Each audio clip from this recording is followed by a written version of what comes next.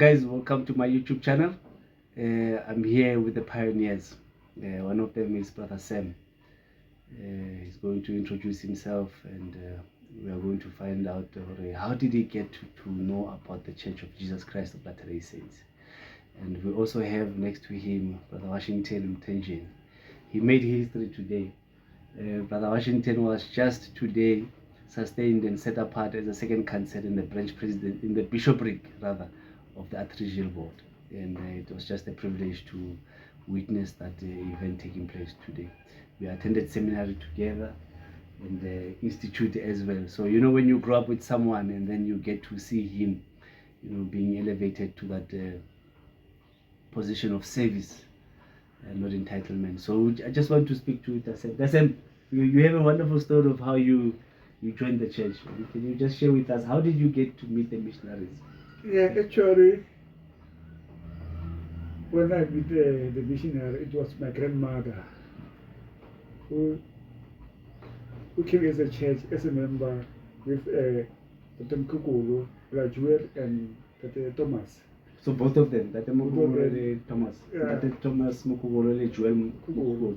Okay. Yeah, before they joined the church, they were attending the church at the Mkukulu's place, if I remember correctly. And the Mkukulu is the one that who actually found the Church of Jesus Christ. He was working, and he was going up to at work. He was at work, but passing at the sunny side, at the market, at the street. Yeah. And he found the church, he found a guy called Brother Faber. Okay. And then Brother Faber introduced it to him, and then he explained everything about the church. And Brother Mkukulu come back the next week or next other week. Yeah, it was during the 1984, if I remember. 1984. And then we started the church at the Mkukulu's place, at the Brother Thomas Mkukulu's place. And after that, we went to the Jewel's place. And during that time, it was a difficult. It was during the Euros, when the uprising of the school, they want to actually ban. Oh, these are political riots. Yeah. Okay. And then we went to the Buweni.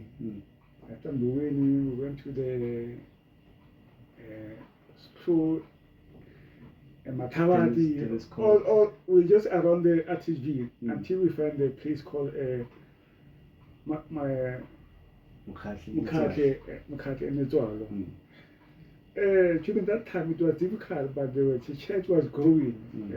We actually committed to be in the church. Sure. I'm very grateful because of this church. It became something big to me. When I was translated to my grandmother. Oh, yeah, so because that's what I want to ask. So the missionaries were actually here teaching your mother? Yeah, my grandmother. Your grandmother. And then when you were a translator, because she couldn't understand the language. Yeah, take us through that. How did you feel, and what made you then to say, no, but I'm interested in this thing? No, actually, my grandmother, she was so passionate about the Book of Mormon and even the Church of Jesus Christ. Because of he was loving to understand what is going on about the church. And then I feel passion also when I was translated to her about everything. Now I didn't join the church just because of someone told me I must come to the church. No, I feel love for the church, the way the teaching was translated to us. And I was so happy. Even my father was a pastor.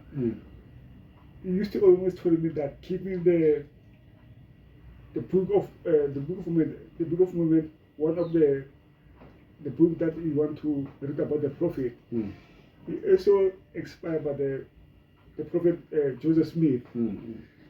So we were so happy about it, and until right now, the church was going very well. Sure. And I'm very grateful because you will never find any teaching outside this church. the teaching of this church is so grateful and powerful.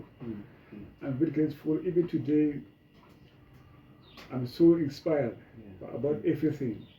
There's nothing that can remove from this church, even that I can fall, but the teaching will never fall. Amen. Thank you, amen, brother Sam. So that is very powerful. It's a very interesting story of a pioneer.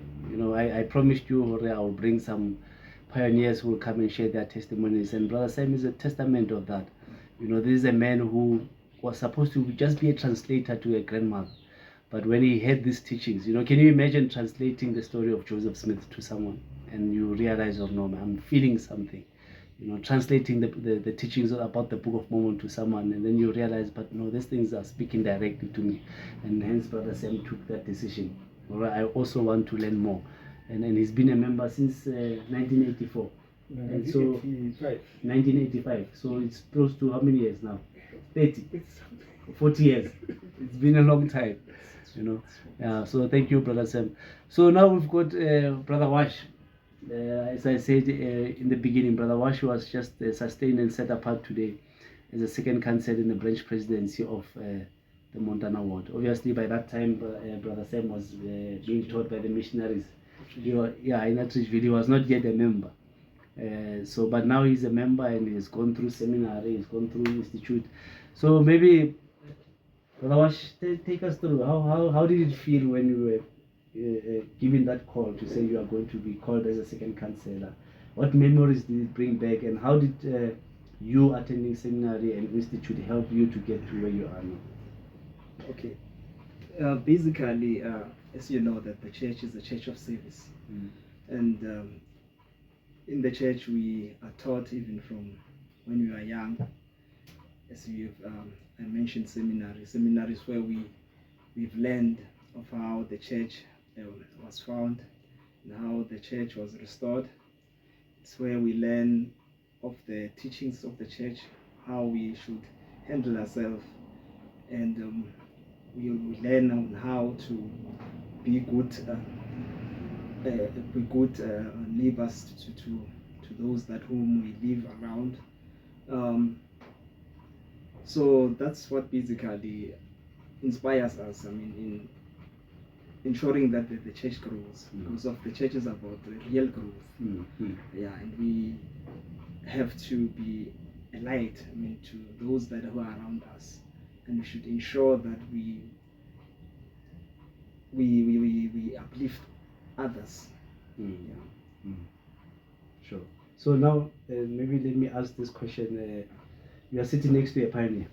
Yeah, this is one of the people who actually helped to build this church to where it is now. So what message, would you give to the newly called second council in the bishopric of the Atteridgeville ward? What message would you give to him? And then I also want to hear from you, brother Wash. What lessons do you think you can take from brother Sam and his story? I'm sure this is the first time you hear the story. But what lesson can you take from this story that brother Sam shared with you today? Maybe let's start with brother Sam.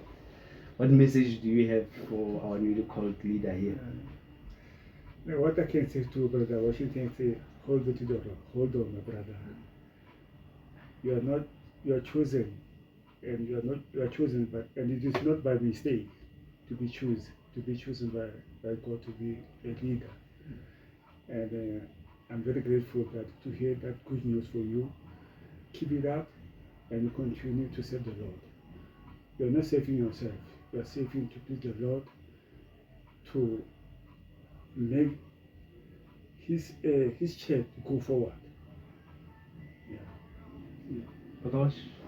Yes, what I have taken from what Brother Sam has said as a pioneer is that, you know, it took perseverance, it took a lot of courage for those like Brother Sam who never gave up even when it was tough, as he has painted a picture of how they moved from one place to another until they finally found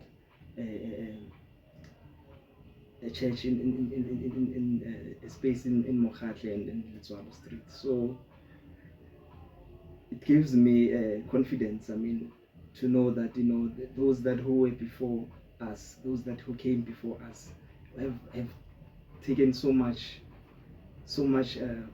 pain, so much efforts. They've made so much efforts in order for us to be able to partake of the fruits of their labors. Sure. And it was not even a ward then, it was just a small group. But now we are talking about a ward. Yes. So, Brother Sam, you can safely say that your efforts were not in vain. They bore fruits. Yes. Yeah, so thank you so much, brother. And I know I caught you off guard and you were not prepared for this, but yeah, that's what we do. You know, when we feel something, we share it. Maybe someone listening here or watching can have something to take home. But thank you for what you do, brother, and I wish you all the best for the new year. Yeah, I was just calculating, Brother More. It's 40 years since you've been a member, but you don't look that old. You look still young. Is it the word of wisdom? Yeah, I don't know even that actually this my body. Your body. No, thank you so much. Thank you guys. Thank you for watching. Thank you.